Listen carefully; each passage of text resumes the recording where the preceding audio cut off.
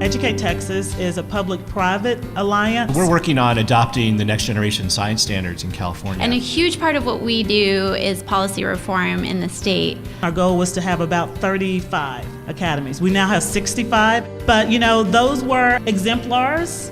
Those were kind of proof points, but they were not getting anywhere near supporting the millions of students that we have in the state of Texas.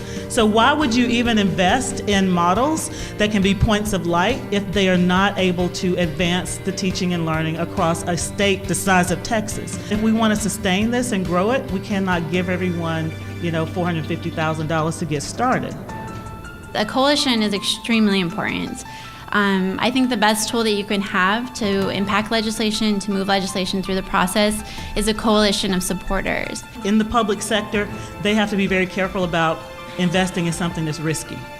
So you need to bring in private partners who can give them cover. But using the public process and the public resources to really ensure that you're driving systemic change, and that the change, what you saw in those proof points, using tools like this is going to be sustainable. Most of us in the room have an education background.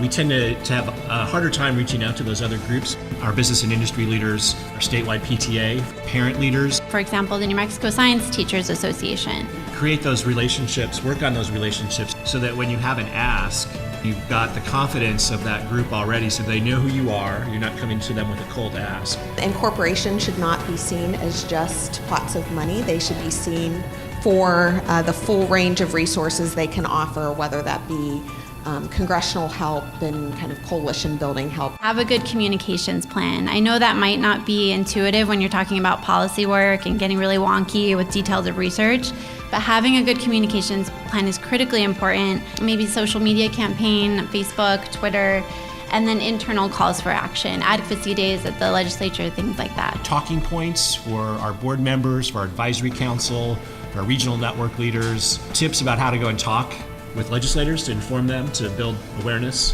One of my aha moments was bringing our students into the picture more. I feel like Harmony Public Schools already has a lot of partnerships, but I don't see our students in the community a lot. We bring people to our schools. The other point I want to make is to know your opposition. It's really important to know if anyone is opposing your bill, because opposition always rings louder than support when it comes to these kinds of initiatives. So know your opposition and have a strategy to neutralize them.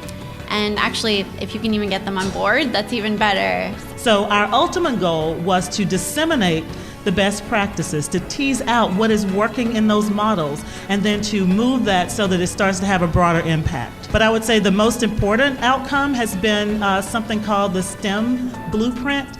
We were able to build tools such as the blueprint and bring all of those things to bear for any school that wants to adopt this framework and become quality T-STEM academies. What's one tool that you couldn't live without? Well, I can't live without my STEMX colleagues, so I got to say that was a big part of it. And part of being a member of STEMX is being open source. So if you like this piece and you're interested in it, borrow from it, adapt it. But we found this to be really, really helpful in our state.